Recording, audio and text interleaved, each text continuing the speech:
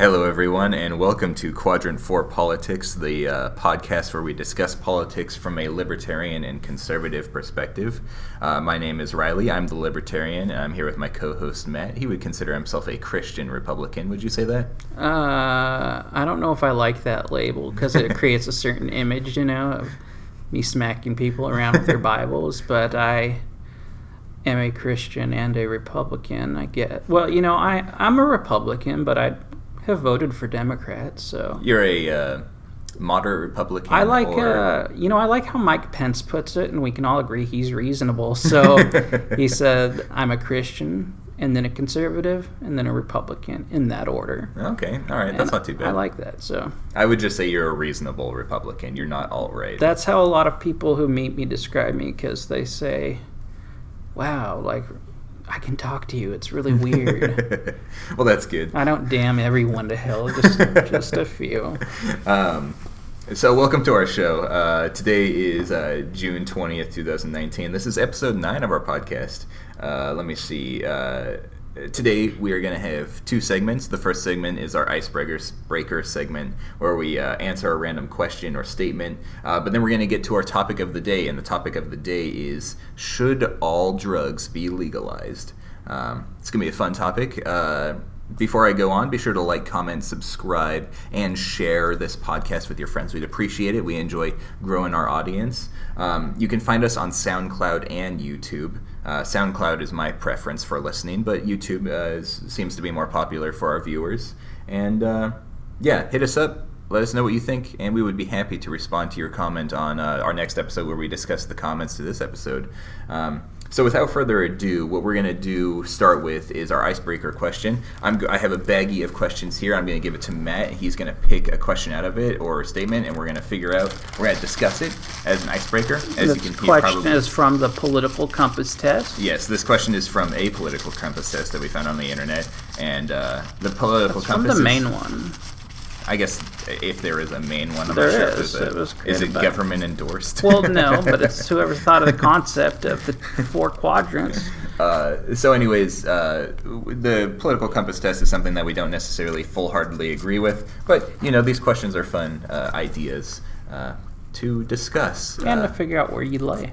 And so Matt's going to read the statement, and then the answers are... Well, this one looks like it has different answers. Go ahead with it. No, it's... Well, maybe you cut them off wrong. This one, from not reading it yet, it just says strongly disagree or disagree. But I'm guessing you probably cut off the part that said agree or... Huh, weird. Anyways, strongly agree. Because there's definitely... We're going to answer it that way, because that's how they all work. I fucked up somehow, and I'm so sorry that I have screwed up the episode. But no, he's going to read a statement or a question, and the answers are either strongly agree, disagree, or strongly disagree. No neutral option. Neutral option. All right. Please read it for us, Matt. Our question is randomly, so we did not prepare for this. No broadcasting institution, however independent its content, should receive public funding. What do you think, Riley? I strongly agree with that. It was the negative, right? It was saying that they should not be publicly funded, right? That's what can you read it again? Correct. No broadcasting institution, however independent its content, should receive public funding. Okay, I strongly agree with that. Do you mind if I go first? Go ahead. For 2 reasons. First of all, I think any publicly funded media is easily corruptible by a government entity to, people say that Fox News is a public government-funded media entity because it's a Republican news broadcasting source when we have a Republican president, so they only sing his praises, which I don't fully agree with. I've seen... several disagreements with Trump on Fox News, but that's the case that it could make it's easily corruptible, and it can just spread the what is that word when propaganda. It can spread the propaganda of the government. Also, I don't like my taxes being used for that purpose. I think media companies should always be independent because in the end I believe in capitalism, and if you're going to start a media company, you need to do something that's profitable in your own way. And even though the most profitable news and media tends to be the most bombastic and ridiculous stuff, and the important stuff often gets left behind. I think that's a better system than something that my tax dollars have to pay for, and something that's corruptible by the government. What do you think? I think you put it pretty well. I would answer the same way. Strongly agree. I don't think broadcasting stations, regardless of what they're showing, need funding from the government. That's something that the station can pay for themselves. I am not quite as libertarian as you, but I believe the government's power and resources should be, first and foremost, protecting the homeland, and the welfare of the people. So making sure that those who are not able to get by themselves because of disability or whatnot are taken care of. But besides that, government's gotten way out of hand with what they're involved in. So, for example, PBS is usually considered pretty neutral, and they receive some government funding. And it used to be, people were okay with that, because it did things like teach English as a second language, had lots of children's learning programs, but now people are even finding agendas in that. And I think if you don't mind me interrupting, I was actually listening to a podcast on the way here, and they were talking about how on Arthur, Arthur the animated aardvark on PBS, apparently they had a gay wedding on the show, and Republicans flipped out about it, and they were like, public broadcasting should not be promoting an agenda. So I thought that was pretty funny. I would in general agree with that. Well, that's why it's bad, is you can't have a show without having any agenda at all, because no matter what, people are going to see an agenda in it. Yeah, and especially in this age where, everybody's got feelings about everything. Think of all the things people are offended by now, and you can't not offend people. So, also there are certain rules as far as broadcasting goes. That, for example, stations on the radio, and I think even on TV, have to give equal airtime to both parties or all parties or whatnot. This question doesn't really speak to that. I'm against that, but not to the same degree. Mm-hmm. If they're setting up rules is different than spending money. It's all regulation, but for the most part, I just don't believe it. Well, I think in TV. I think the audience cares about fairness, and they don't want a biased news source. I don't think that there's anyone out there who goes to a news source and says, this is biased and that's what I want to watch. It's biased in my favor and that's what I want to watch. Republicans may go towards Fox News because they don't believe the other media companies out there, but then the other media company, the people who watch MSNBC. MSNBC is pretty known as liberal. Those people might think that Fox News is lying all the time. So I don't think anyone would want to go to a news source that is only going to tell them what they want to hear.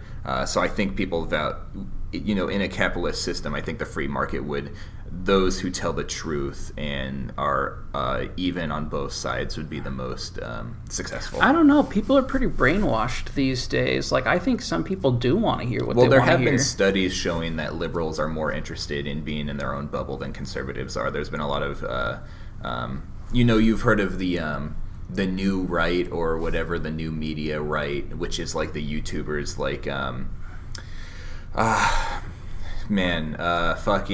they're spacing on my brain, Ben Shapiro, and who's that Canadian comedian? Crowder, thank you. They're considered, I can't remember his name, the gay guy who considers himself a classical liberal, Dave Rubin. Those guys, I thought you were talking about Milo Yiannopoulos. Oh no, he's. Him to an extent, but not so much. But these commentators on the internet who are more open to accepting new ideas, I think that those that's proof that liberals or that conservatives tend to be more open to ideas from the opposite side, whereas liberals, if you mention something that's even slightly conservative, they'll delete you, block you, all that kind of stuff, and I think that that's a concern. Well, and I saw that somebody sent me this little blurb, and it said, how comfortable would you be with having a roommate of the opposite political party, and the lowest category was like Democrats. It was like, uncomfortable. Yeah. And independents were in the middle, and Republicans were like, sure, yeah, why not? And being from Washington State, because I think what party you're in is also, you're kind of going to be different also based on what state you're in. Yeah. So a Democrat in New York is going to be different than a Democrat in Nebraska. Yeah. Just like Republican from, Deep South is going to be different from one from California. But I think, that kind of shows the bubble you're talking about, as to, as I don't know if we can really prove right now in this little segment that that's true, but I also don't want to give Republicans all the benefit of the doubt, because there have been plenty of videos I've seen of Republicans being like, I would never be friends with a Democrat, they're the devil. But if being a conservative in Washington, if I couldn't, be friends with the other side, then I wouldn't. It's have easy any to say friends. that when you don't have any that live near you, Yeah, I mean, like if you're a Republican in Texas, in rural Texas, it's easy to say, I'm not going to be friends with any Democrats because, there's no Democrats around you. It's like me saying, like, I don't want to be friends with a black person, but that's easy for me because there are hardly any black people live here, So there were two things I wanted to say. Another reason why free market for news instead of publicly funded news is that we have this wonderful thing called YouTube and the internet, where people can get their ideas on and give if we start disbelieving CNN, we can go online and I've mentioned it before, Philip DeFranco. I'm a big fan of his YouTube channel. I think that he gives the news pretty fairly and evenly, and that's honestly, my generation is I think we're doing better because there's independent journalists out there who can for free create a YouTube account and get their ideas and thoughts out there, and I think that's important to I'm going to have to disagree. I don't know that that's where personal responsibility that comes into play, because you can have Alex Jones go online and spit a bunch of conspiracy theories, and you have to be smart enough to know that those aren't true. But then there are people online who I think are more trustable than the mainstream media. No, I mean, that's definitely true, but just as far as you gotta take the bad with the this good. day and age, the parties can't even get along, as to where it used to be like common sense stuff, things used to pass in Congress by like 90 to 100% margins. That doesn't happen anymore, so.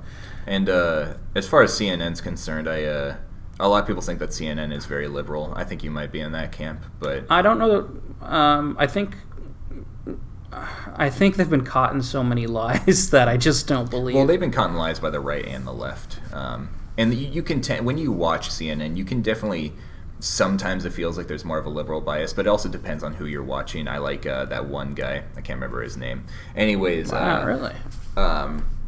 I can't remember his name. He's really cool, though. But anyways, there was something that was interesting is after Trump won the election, the CEO of CNN, or whatever his position is, there was an interview that was leaked, and in it he said, yeah, I feel really bad because we're the reason that Trump got elected. And his reasoning was that Trump's speeches were such good viewing for both right and left. Like, it created a bunch of viewers because we were interested in hearing what this crazy guy had to say, that he, on CNN, played Trump's rallies in full, whereas when it came to the other presidential candidates, they hardly gave him any airtime at all. They just kind of played like the greatest hits of each rally. Like, instead of showing a full Bernie Sanders rally, they'll just show the clips, like the highlights from it. Whereas with Trump, they would show the whole thing because it would bring in a lot of viewers. And the CEO of CNN, or whatever his position was, he was like, yeah, I feel like we're the reason why Trump was elected, because we would just air his stuff uncensored, ready to go. Well, and I think Trump early in his administration said something like,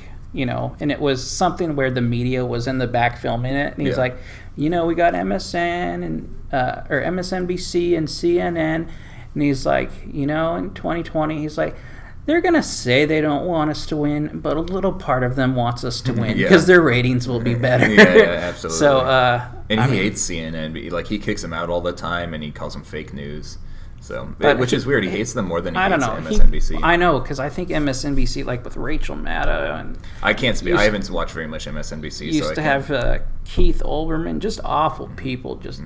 don't know how they're credible journalists. They're like the liberals of Sean, Hannity. Yeah. Man, I wish I could remember that one guy's name because he's really good.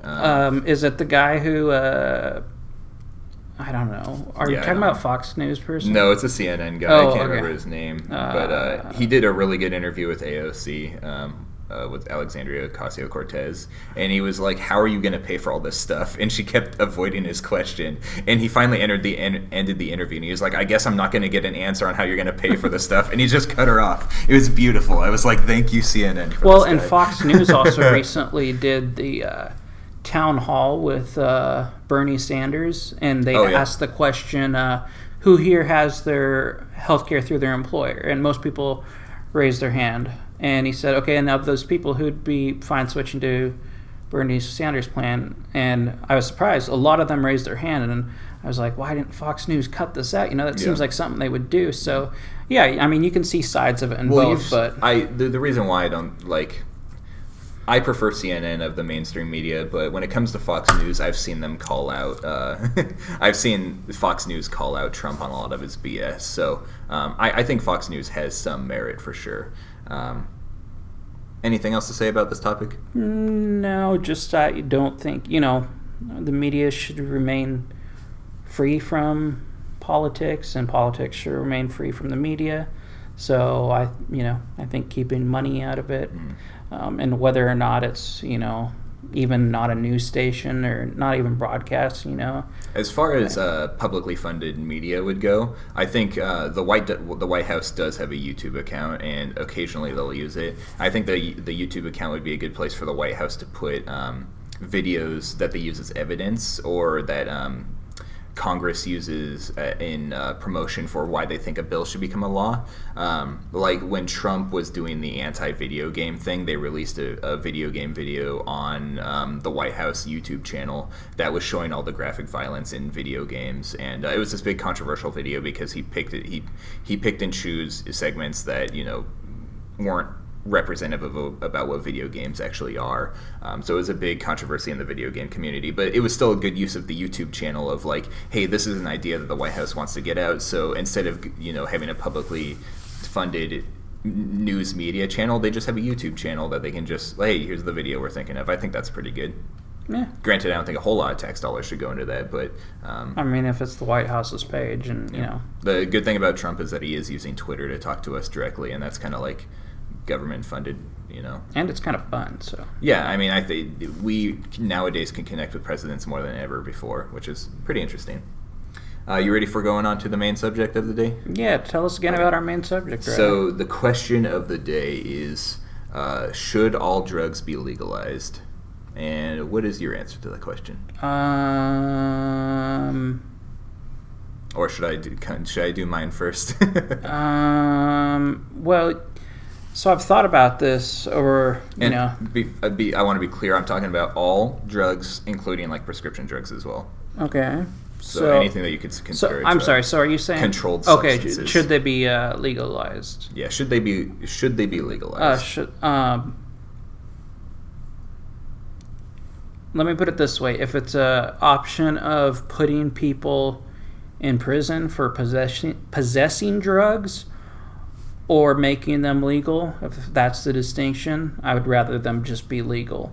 In one or two European countries, they've done that. They've made it a mental health issue as opposed to a criminal issue, and drug use has actually gone down. Also, states with marijuana usage, opiate use is down by about, I think, 25% in those states. So when we live in one of those states. Just thought that should be noted. Okay. So when we when we open the door to everything, when things aren't as taboo, sometimes it has those benefits. I would say overall, I'm not in favor of the idea of just making them all legal, able to sell, putting them at your CVS counter, or not the counter because you need a prescription for that, but like the aisles or whatever. I think decriminalization is the way to go. Like, people shouldn't be handed anything more than a ticket, having them booked or processed to see a judge. Well, decriminalization means you can have it and you can use it. You can't have a large quantity and you cannot sell it. So those are the people who get in trouble, the ones who have a large quantity or those who are trying to sell it. So I just think it... like when they find you with it, they don't question where you got it from, but if they catch you selling it, that's how you get in trouble. So how do they get the drugs? That's a don't ask, don't tell kind of thing. Exactly. Yeah. Which is, kind of like a little flaw in the thing. But, I mean, as much as I consider myself, not to your degree or to your little friends on Reddit's degree, I do consider myself a libertarian. I've also always maintained that when you introduce rights to people, they tend to have they tend to become more than what it was originally supposed to be. And this isn't the issue today, but one example I want to give is assisted suicide. It's becoming legal in some states, and it's supposed to be for people who are... It's becoming legal or illegal? Legal in more and more states, and it's supposed to be for people who are just a few months from death and in extreme pain. But then it becomes written to where, okay, well, people whose quality of life is lowered, or, and it's becoming to the point to where it's almost like anybody who just has depression, can go to their doctor and get the suicide pill. So... That I do want to say it on that real quick. I don't want to spend a whole lot of time on assisted suicide because we do plan on doing an episode about that. But that's an issue where I think it's you either give them all the right or you don't give them all the right to commit suicide, essentially. Well, because drugs is a little bit more black and white than that. It's either legal or illegal. Whereas assisted suicide, you can either be like, you can assist suicide when you're feeling depressed, or you can assist suicide when you have cancer and you're dying. I mean, you're right in that matter, but it's also that we could decide differently how the police responds to somebody on the road pushing a cart, shooting up a needle in front of a school or whatnot, right. Do we take that person and put them in jail, which is going to do absolutely no good because they're going to be back on the streets shortly. They're going to go back into homelessness. Or do we try to rehabilitate their life, Right. Or do we ask them if they want that and then try to offer it? I mean, drugs are definitely something that's destructive. So as much as, we're having fun with this topic, I don't think, I think both you and I have seen enough people destroyed by drinking and drugs. And I just don't, I guess my answer would be like, I don't really want it to be extremely widely available, every single thing there is, but it's not something people need to be spending years in jail for. All right. Let me tell you some of my thoughts on the topic, and then you can reply as you like. So a little bit of history about me is I'm pretty straight edge. I don't smoke or drink, but I do get high on weed every now and then. I haven't gotten high in a long time. But you don't even smoke weed, do you? No, I do not smoke weed. You're I don't missing take out, edibles. buddy. Well, I do hear that smoking is... you can pace it better because when you take edibles, it just hits you like a fucking brick. It does. It's like... But I don't... So I've heard. I try to be healthy, so I don't want smoke in my lungs. I've considered vaping, but I don't know. It's just... Vaping's for awesome. the most Let me part, tell I'm you, straight edge. Vaping's so great, Riley, because it takes off so much stress. Oh, yeah, I bet. Riley gets mad when I vape on the podcast. I do, because you can hear it. It's so loud. Yeah. But, yeah, so I'm pretty straight edge for the most part. I get high every now and then, but it's not... I would prefer to spend an evening being sober and playing video games than getting high and fucking trying to watch a show and not being able to pay attention. One of the times I tried watching Rick and Morty, I got really high, and I couldn't... I after like 2 episodes, I was like, dude, I have no idea what's going on. But, getting high every now and then is pretty fun. Another thing I wanted to bring up is that I have several alcoholics in my family. My mom died from alcohol-induced cirrhosis of the liver. So I have like a little bit of the reason why I'm mostly straight edge is because I've seen like the bad side of drugs. But that being said, I am 100% full support of legalizing all drugs, not just decriminalizing them, but legalizing all drugs. You should be able to buy them whenever you like, from any vendor, any dealer, all drugs, anything from weed, smoking, cigarettes, tobacco, drinking, to heroin and meth, including the prescription pills. And I have some reasons why. Let me get into that. Okay, so can I ask, though, with the current opiate crisis, Why would you want to make heroin legal? Let me skip down the episode or to point number 7 here. Okay. No, let me see here. So, okay, we can talk about that. The people who would use drugs irresponsibly already are. So if we legalize it, there will be more people using drugs, but they will use the people who will I never smoked weed before it became legal, and then once it became legal, then I was interested. But I'm still responsible. I'm a responsible guy. If I was irresponsible, I would have been using weed when it was illegal, because it was out there. It not hard to find, If I was going to be there's plenty of people out there like me. And I'm not saying that if we legalize heroin that there will still be problems with that new people will have problems with heroin that wouldn't have had it when it was illegal. I'm just saying that's not going to be very drastic. Second of all, people who do need help with their heroin addiction, they can seek help without having to worry about getting in trouble for it, which I think we live in a state where they can seek help without getting in trouble, but that's not every state. We live in a pretty liberal state. We're pretty supportive of our drug addicts. For the better or worse, I don't think that government should help drug addicts by any means, but I think if we legalize it all, then they can seek help without having to worry about getting in trouble. I mean, and I would say in most states, if not all, there's like methadone clinics where you can go and say I have a problem, and they're not going to call in the police. Yeah. I don't know about. But there's still police could be sitting outside of those places and then, pull someone over. I suppose. Also, if someone is, I have a specific example. At my former place of work, there was a heroin addict who came into our parking lot and fell asleep on the curb. He was coming down, and we called the cops on him just to make sure he was okay, because he fell asleep and he wasn't responding to anything. They ended up going through his backpack, drug testing everything in his backpack, and they hauled him away in handcuffs. And instead, the response should have been a wellness check to make sure the guy's okay, and then just maybe take him off of our property, because we're a private business. We don't need to cater to his come down, but they could take him to a place where he can come down safely and not have to spend it in jail, because that just ups, the stress from going to jail could be worse for him than coming down in a safe area, if you know what I'm saying. So this place where he spends it safely, are you willing to pay for it with your tax dollars? No, but they would be privately funded, and he would get charged for that, or it could be a charity that people donate to. See, that's a big thing. This is a completely different topic, but that's a big thing about why I believe that taxation is theft, is because I think the wealthy and those who are helpful and willing to donate. You hear about people donating to charity all the time. They can donate to these organizations who are willing to help. There are plenty of independently or only they only get a little bit of funding from the government. Most of it comes from charity and stuff. Those things won't go away if we get rid of taxes. I do not think my tax dollars should go to those places. They will be fine on their own.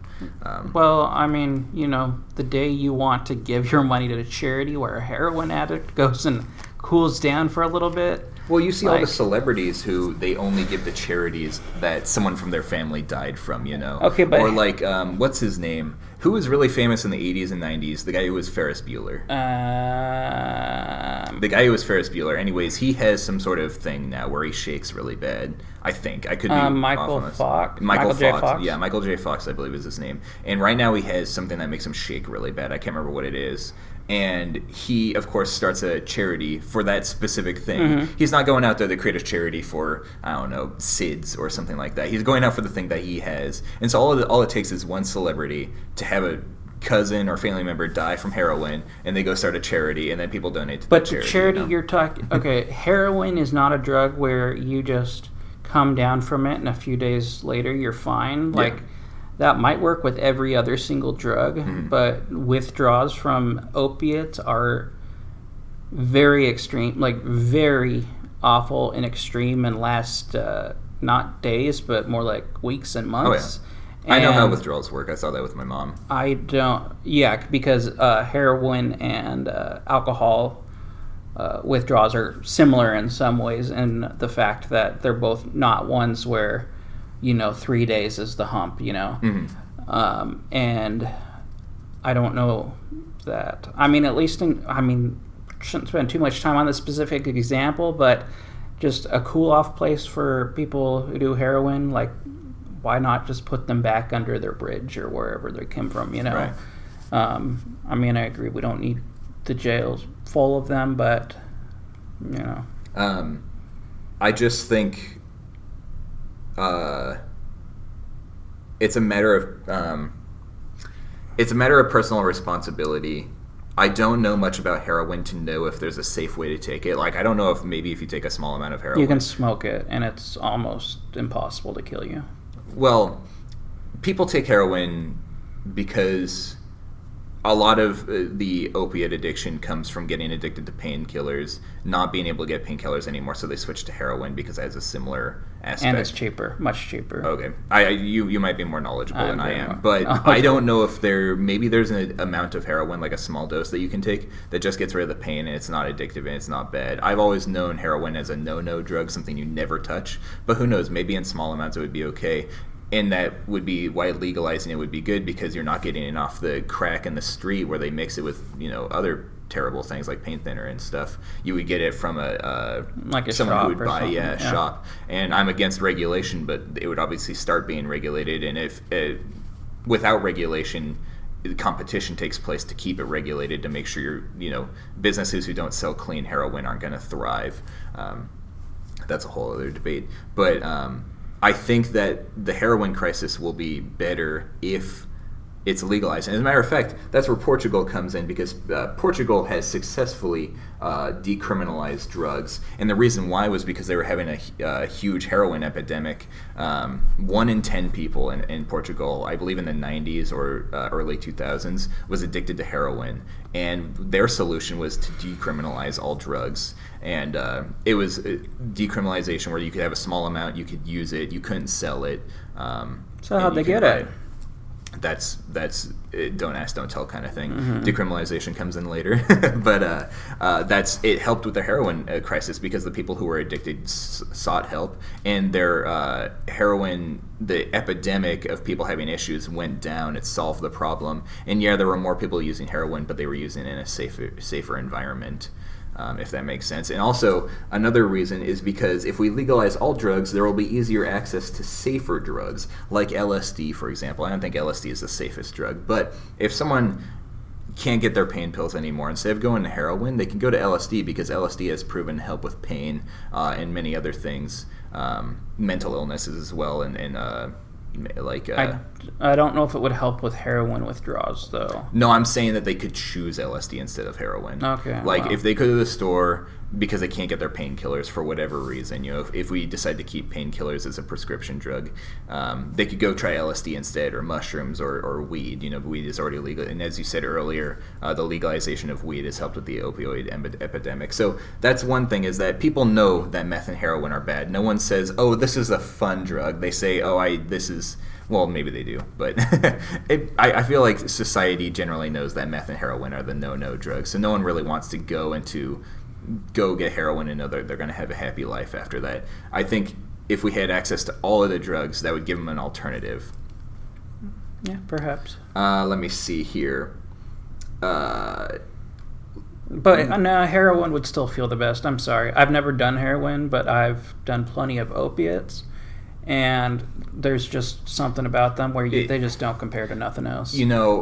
I've heard good things about heroin and meth. They make the way they make you feel, but I've seen pictures of heroin and meth users, and it's not a pretty picture. No, it's not a pretty picture. I'm not going to go. You feel great, though. I heard that when you take heroin, it feels like 50 orgasms going at one time. I do not care about that feeling a single bit, not at all.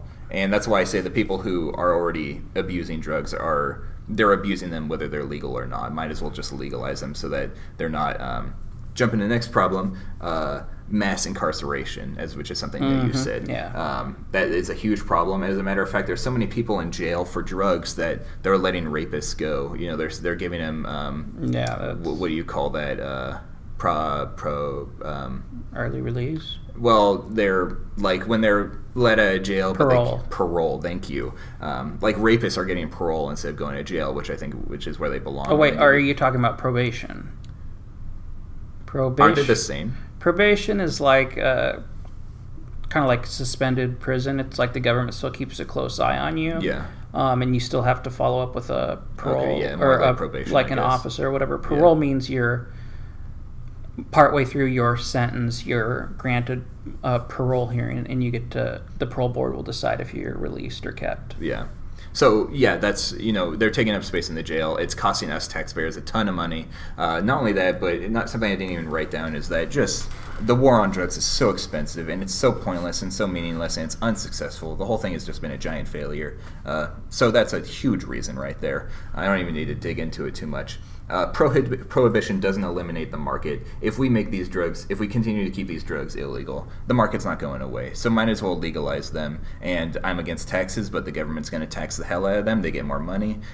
They can learn that in California they've taxed weed too much, and so the private dealers are still succeeding there. But here in Washington, the taxes aren't as bad, and so private dealers of weed don't exist anymore. I've never had someone, since it's been legalized and the shops have been open, I've never had someone say, "Hey, I got weed. You want to buy it from me?" Except for when they get it from the store and they're willing to sell it to me because, like, I'm out. They're like, "Yeah, I have a candy, but I want $5 for it." You can't go to the store? Wait, has that happened the store's to you? closed or something, Oh, like if someone's okay. like, "Yeah, I brought candies. I want $5 for them, though," and it's like, "Fine, whatever." That's not a very good. That's probably illegal. I probably shouldn't admit to that.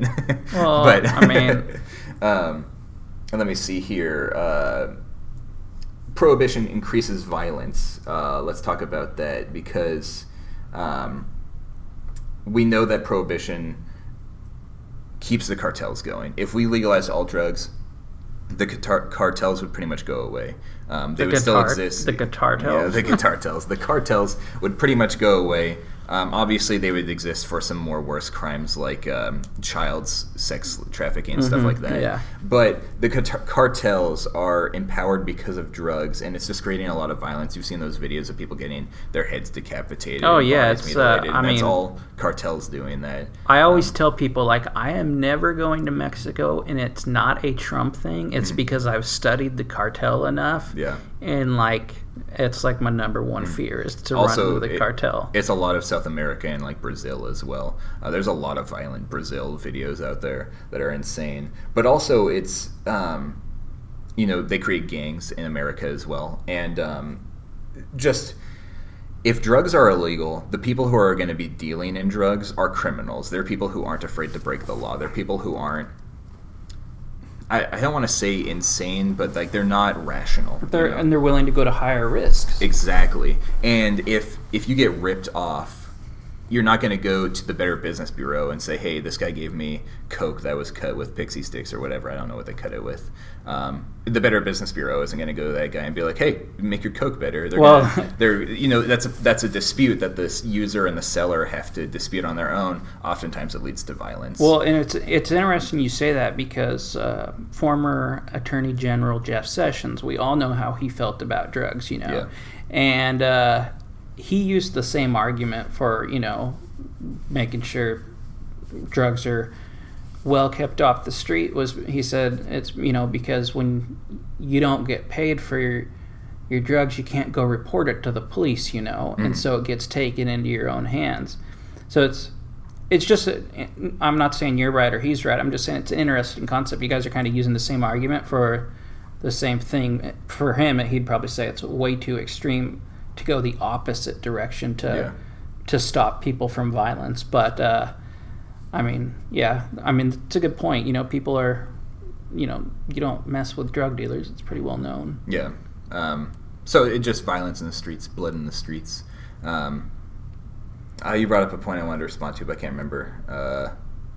Decriminalization doesn't work. They need to be fully legalized, and the reason why is because if we're allowed to have drugs, but we're not allowed to buy or sell them, that money is still going to the cartels because they're the ones who are still making the drugs and selling the drugs and bringing the drugs in.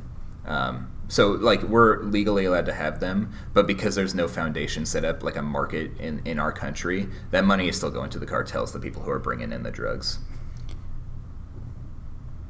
What do you think about, like, the mental health aspect of it? Like I said, some countries are starting to consider it more of a mental health aspect, or a mental health issue rather than a criminal issue, which I would agree with. But Then again, if you're wanting to fill your body up with things that make you forget about life, are you not also mentally ill at the same time? And should we not do something about that? Look, I admit that my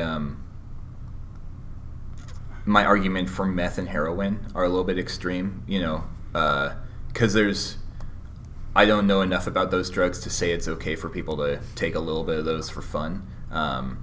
The meth and heroin are something I would stay the hell away from, but I don't think that because someone else has a mental problem that I need to have those other drugs taken away from me, like LSD, mushrooms, peyote, the quote-unquote fun drugs. I don't think that just because Joe Blow over here is fucking manic depressive and schizophrenic that he shouldn't be allowed, that I shouldn't be allowed to have LSD because he has problems. I think that's not an answer. I believe in personal responsibility. They need to take care of themselves, or their family does, or the private charities and stuff like that. They need to take care of the situation, offer their resources. But why should I have my drugs taken away from me? Not only that, but the drugs that are on the street are bad. They're cut with paint thinner and poisonous stuff. If we sell them, like I said before, whether they're regulated or we let the free market regulate it, they'll be cleaner and they'll be safer. Well, because we know the government regulates just about every product that gets sold, that would put our government basically into a position of, like, you want to get the best heroin, get it here, like supporting these, being part of the process of making drugs, Well, everything's regulated. I mean, McDonald's is regulated, fast food is regulated, grocery stores are regulated, and the government doesn't say go here or there. It's regulation is bad because it cuts the small business out of it, because small businesses oftentimes can't afford to get the regulation, like to meet the regulation requirements. Also, there's dumb regulations, like in our state recently, they said that marijuana candies can't look attractive to children. Like, that's what it said. They can't look attractive to children. They didn't give any specifications. So they write really vague laws. Yeah. So people are like, so we can't have like sprinkles on our marijuana brownies, and they're like, nope, you can't do that. But you can have like colorful frosting. Sure, that's fine. It's really bullshit. And let me tell you, as a person who talks about the three branches a lot and loves the judicial branch, but thinks it has too much power, writing really vague laws is also what gets the courts into deciding how we live our lives, because the courts will say, we declare sprinkles and frosting to be the same thing, so saith us, and it's like, okay, thank you, panel of five. Well, it's also how private businesses get off the hook with a lot of things. Like YouTube is a lot of people are critical of YouTube because of the way they censor videos, and if you look at their rules and regulations, a lot of them are just so vague that it's like any video that's offensive to a specific group. Well, what does that mean? Because anything can be offensive to a specific group. That means every comedian can't post their stand-up comedy on YouTube because it's going to offend someone, So vagueness is really bad. But I support the private companies using it, because if they censor themselves out of the market, someone else will take their place. Whereas with government, that doesn't happen. We're not getting a new government, unfortunately. What do you mean, unfortunately? You don't love America?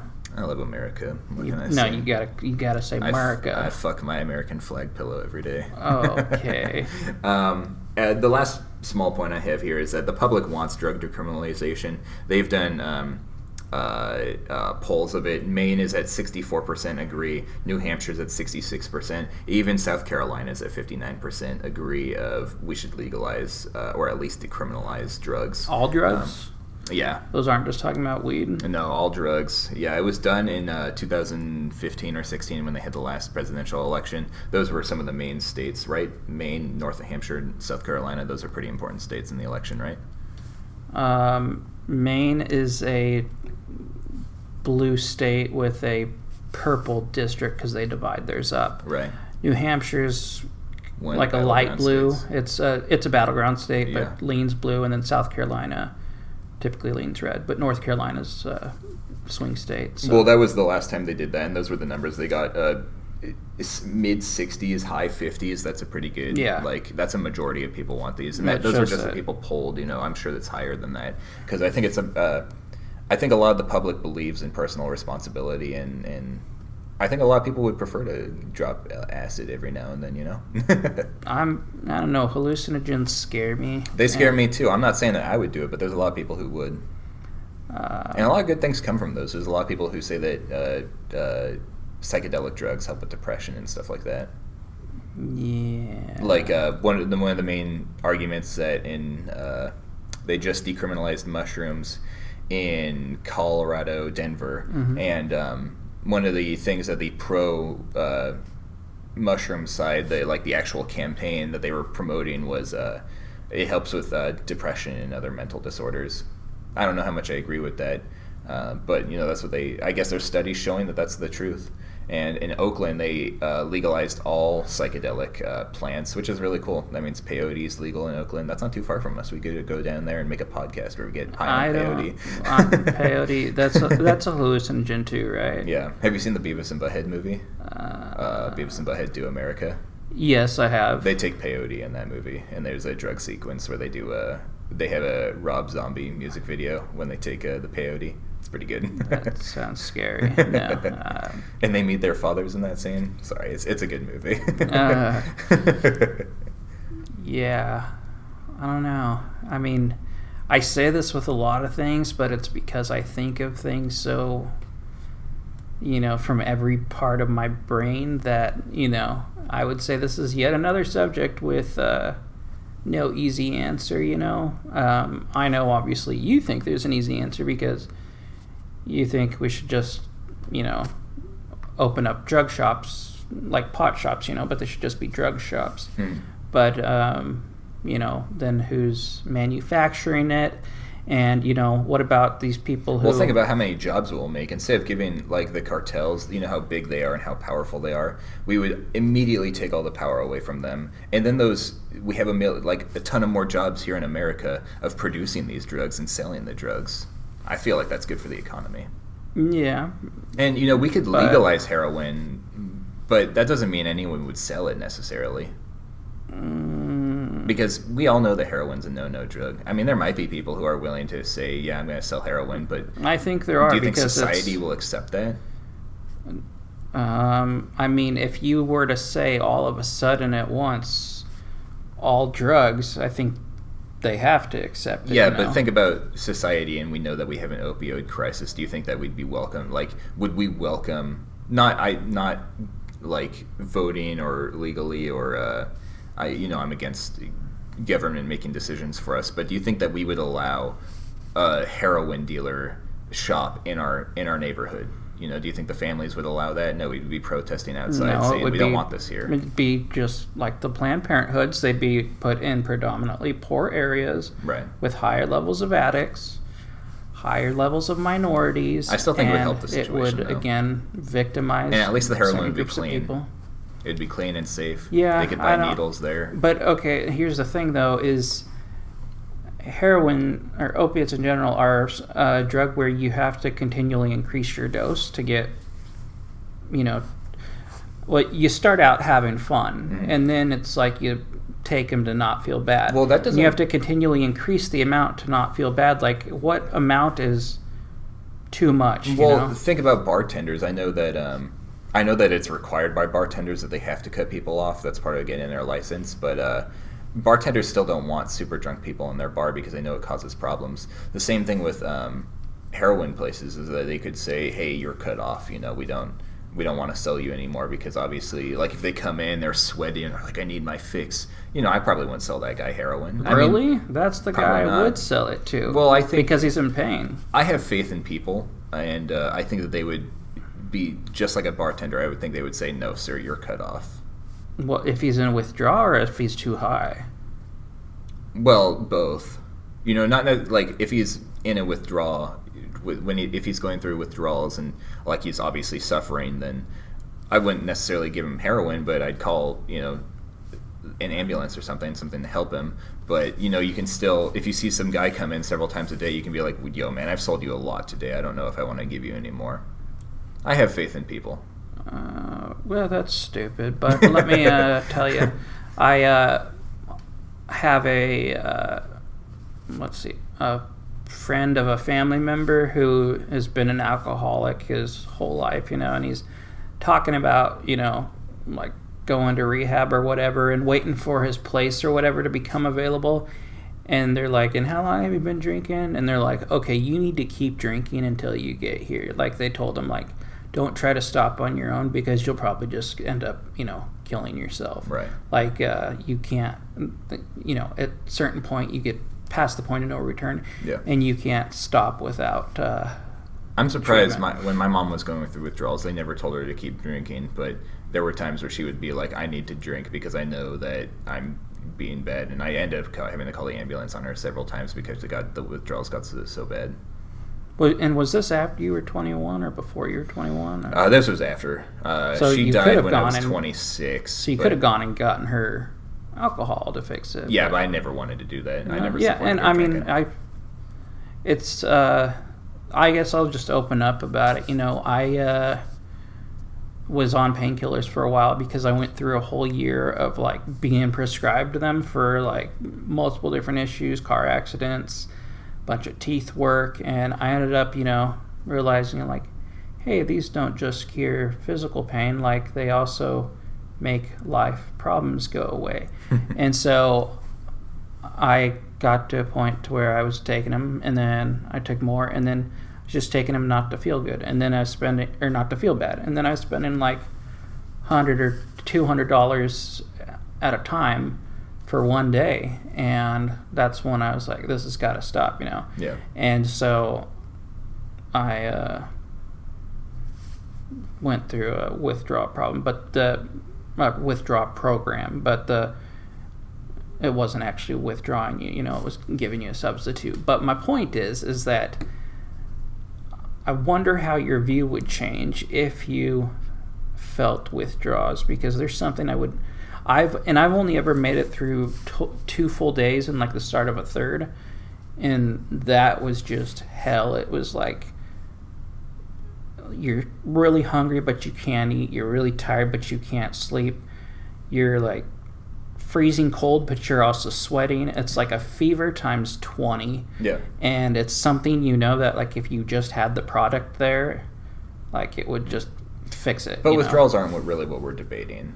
They're not. That's people using drugs irresponsibly and getting to the point where they depend on the drugs. But we do have right now. I don't think that we should punish the people who are responsible with drugs. Yeah. Okay, and that's the thing is like if you're on meth, are you a responsible person in general? Well, who knows? Maybe a bump of meth isn't that bad.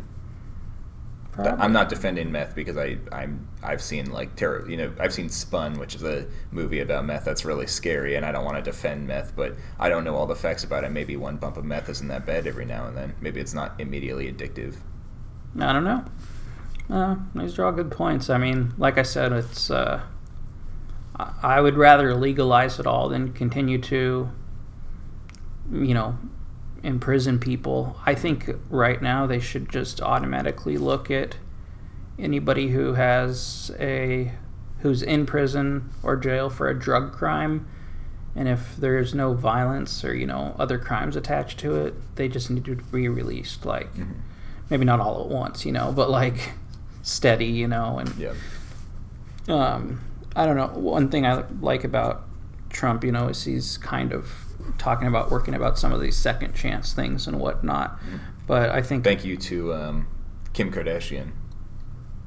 That's a lot of what she's been talking to Trump about is letting people out of jail for things that. Well, aren't that he bad. got that. He pardoned that one woman after. Yeah. I think Kim Kardashian has helped 2 people get out of jail now. I don't know, but I know it's something that before Kim Kardashian was part of it. If she's helping him more promote it now, or pushing his hand more on it, whatever, that's cool. But it was something that was originally part of his original platform. He had some liberal ideas among his conservatism, and some of them were the paid family leave and the. Well, thanks to Ivanka for that. That's one of her big points. And the things like felons not being able to get jobs, and part of that from just a conservative standpoint is like, if we don't let the felons get jobs, then they're just sucking off the system. So we need to, I think, gradually let people out who have these long prison terms, and probably more so in other states, probably in the Midwest and the South, and any other state that doesn't really have weed legalized, or anybody who's in a state that has it legalized but it has a long sentence from previous, like if we've decided now that, it's okay to possess, this amount, then they're taking up space in the jail for, people who are really the worst among the worst. So, we're close to the end, but I did want to ask: do you have any ideas of why you don't think drugs should be legalized? So I can debate you on those. I mean, I think I've kind of brought them up. I think people. I mean, we live in a time where people are looking for escapism, and there are. Like I said, there are certain drugs where people start taking them because their doctor tells them to, and then they need a little more and a little more and a little more, and it's not they're a bad person type thing, it's their body has decided this is part of their body chemistry now, and this is what we need to survive. If we don't have this, we get sick because we don't have this, substance in us. And are we really going to have less people in a situation like that as opposed to more people? And is it, I'm not firmly against the idea. I just, believe in kind of baby steps with these types of things, and I think letting every drug all of a sudden be manufactured and put out there probably isn't the way to go about it. Back to heroin, a lot of people, and this is kind of in response to what you were saying, is heroin is obviously one of the big deals in our country, and a lot of people blame big medicine for that, companies who overprescribe pain medicine.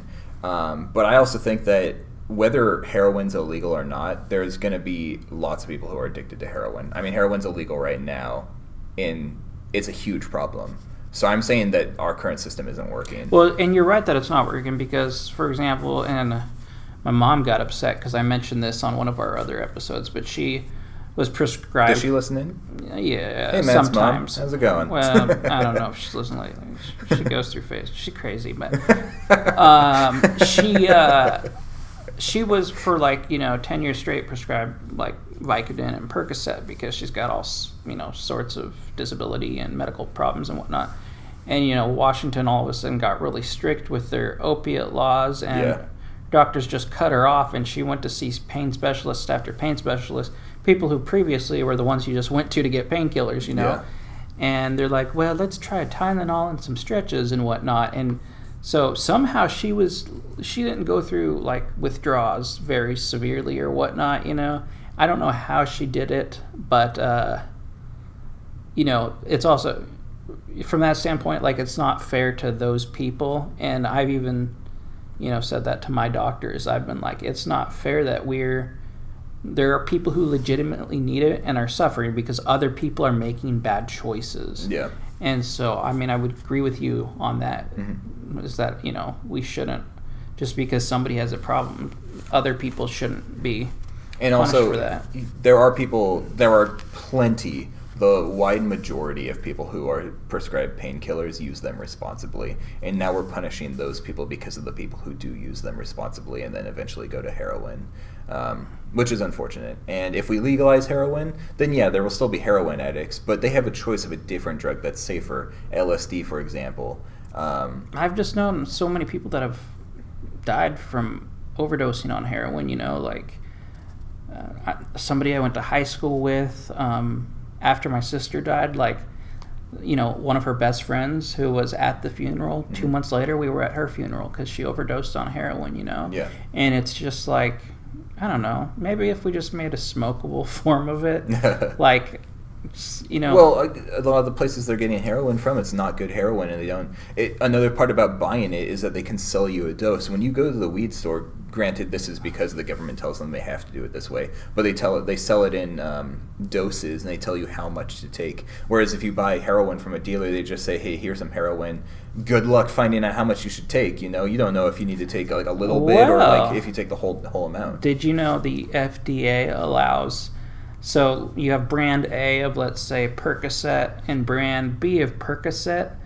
They're the exact same things, the exact same combinations. The active chemical for, let's say, a 10 milligram pill, it has to be within 20% of each other. Mm-hmm. Now, that is a huge discrepancy of what you're going to feel when you take one versus the other. Mm-hmm. And I've noticed this with certain medications I've had.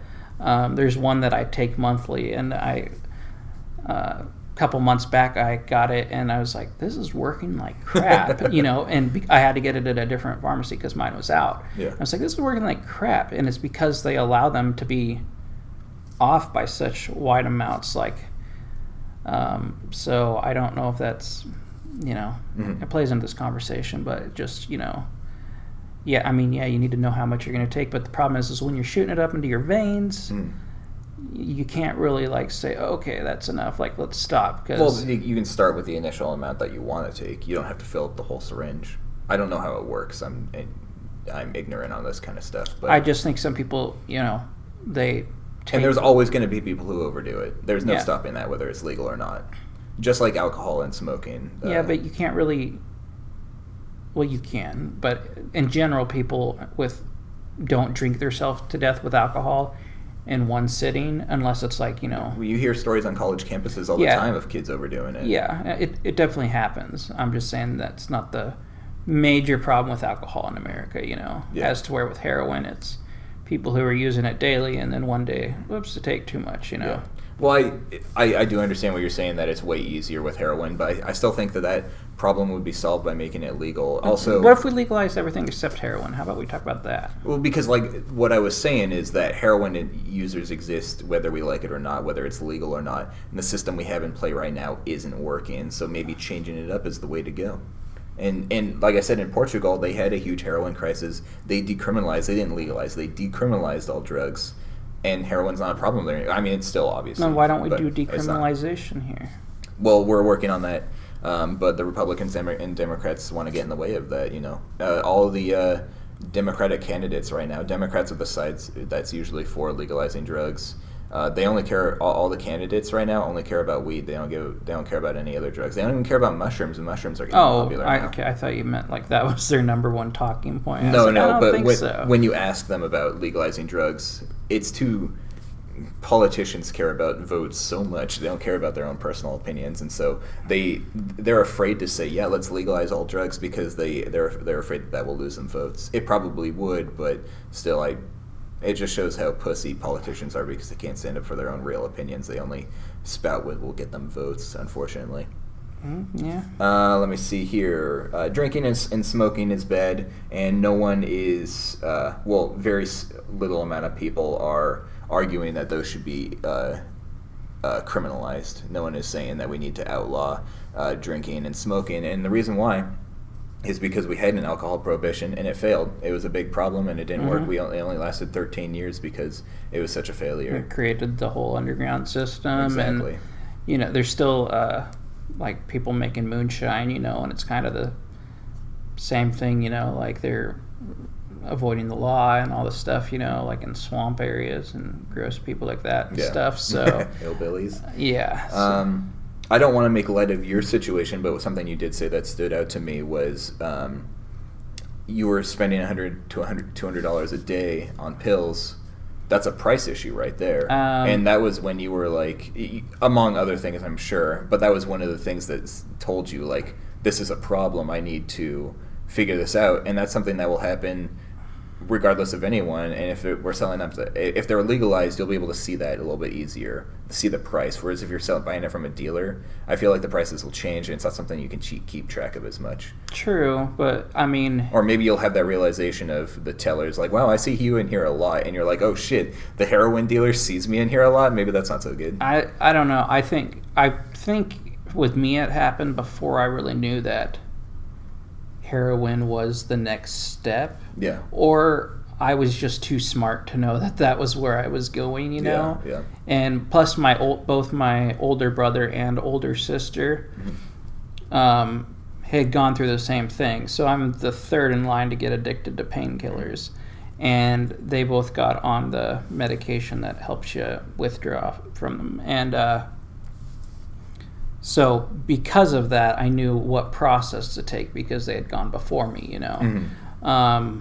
Otherwise, who knows? I mean, I don't know that I would have ever injected it, but I've been offered to smoke it before, and I've just decided, like, I'd probably have so much fun doing that I would just keep doing it and then decide, okay, I'll just try once, and it's not worth it. So another thing is smoking is legal, and smoking is something that kills people all the time. And all of our lives in school and just through ads on the internet and television, we've seen those no smoking ads.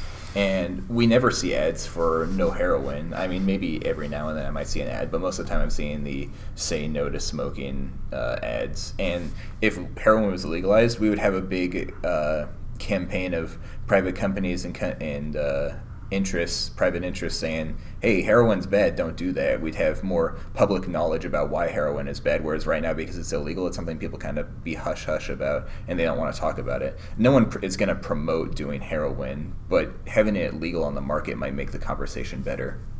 Yeah, that's a valid point. And the one concern that I have for legalizing drugs, which I don't think is that big of a concern, is violent users, because you see meth addicts take meth and then get violent immediately, and they could go into a mall and not necessarily shoot up the mall, but they could go into the mall and just start punching people like crazy, pull out a knife and start stabbing people just mindlessly because they're high on meth. That is concerning to me, but violence is illegal already, and I support violence being illegal, part of the non-aggression principle. But I don't think that one reason is why we should get rid of drugs. If anything, people who do drugs, it's not. I've never personally witnessed someone on drugs cause an incident to me, so I don't think that making them legal would make it better. Yeah, and it seems like often it's alcohol. You know, I've been watching Breaking Bad recently. I actually started watching that a couple days ago, and one thing they learn in one thing that's interesting in the show is that Walter White is cooking meth that's pure. It's not cut with anything. It's really high quality, and it makes you think, like, if it's legalized, that's the quality meth that we're going to be getting way more often, because companies will want to compete to create the best meth, whereas it's illegal now and users are looking for just anything they can get, so they don't care if it's cut with something that's really bad, you know. Isn't an 8-ball like meth and heroin together? Probably. I don't know, but you know, that's it. Maybe the meth and heroin mix is the only thing that they're able to find that day. All of a sudden they're taking heroin at the same time, whereas you go to the store and you can buy meth, pure crystals. That's slinging shards. You know, that's an interesting thought as well. Yeah. All right. Do you have a final thought on this topic? Should we legalize, or should all drugs be legalized? I'd say it definitely requires a discussion first, but we need less people in prison because of it, unless it's connected with a violent crime. That would be my final word. Yeah. You wouldn't say legalizing all the fun drugs, psychedelics, LSD, that kind of stuff? Definitely weed needs to be legalized, and I think Cory Booker, like a year back, tried to introduce something in the Senate to, get weed legal in all 50 states and get it off the federal list or whatever. I definitely support that. The safe, non-life ruining ones, sure, and then the other ones, I think maybe a little more discussion. A little more discussion about that. Either way, I mean, if the only one you're hurting is yourself, like, you don't need to be in jail. Like, yeah. So, audience heard it here first. You're voting for Cory Booker. I am not. Let me know when hell freezes over. My final word on it is, of course, I support legalizing all drugs for all the reasons I brought up today. I think it's a best way to move forward to obviously, legalizing all drugs will create some problems, but I think that those problems will be better than the problems that we have right now, and will cost less to the taxpayers, which taxation is not theft, it's extortion. That's my new phrase. Do you like it? No, but I'll talk to you about taxes later and why we'll have an episode taxes on are an evil, a necessary evil. All right, everyone, thank you so much for watching our show. We appreciate it. Be sure to like, comment, subscribe, and share with your friends so we can get some more viewers. You can find us on SoundCloud and YouTube. Email us at quadrant4politics@gmail.com. The email has the number 4, not the spelled out version of 4, quadrant4politics@gmail.com. Thank you so much for joining me today, Matt. What do you mean joining you? Well, you are my co-host, but hey. I'm not your, like, a co-pilot on a plane, or... Because the co-pilot is like the second in command. No, I disagree with that. Well, that's just how it is. You write the descriptions and you drive me home. So... Okay. So that's, hey man, I couldn't do this without you, so you are my co-host. But I appreciate you getting together with me. Yeah. Taking time out of your busy schedule. Cool. Thank you guys for watching, and we'll see you in the next one.